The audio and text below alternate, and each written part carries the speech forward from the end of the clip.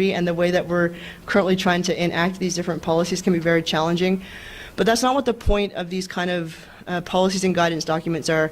One thing it's meant to do is to weed out those projects that really have no benefit to communities. A project cannot only be done for a person to get a degree or to get a publication or to get a promotion. There has to be something reciprocal in that.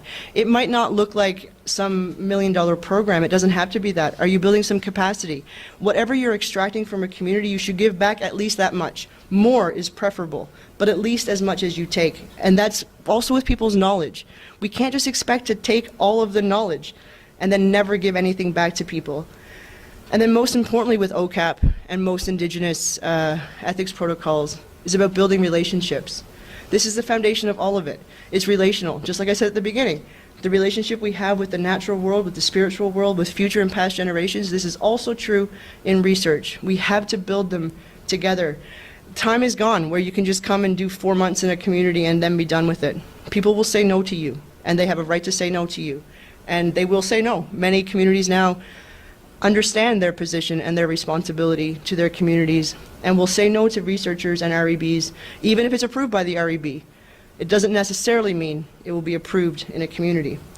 So just to think then about a couple of the ways this is happening around Canada, if we look at Ontario, the Manitoulin Islands has guidelines for Aboriginal research, and they focus on things like community empowerment and respectful relationships.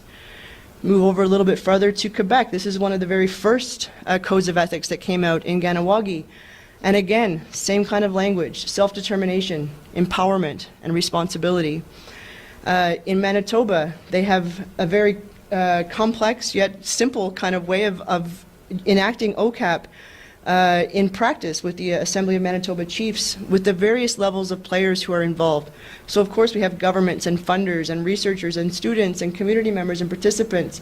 We all have different roles and responsibilities in that process. So how then can we figure out how to negotiate it?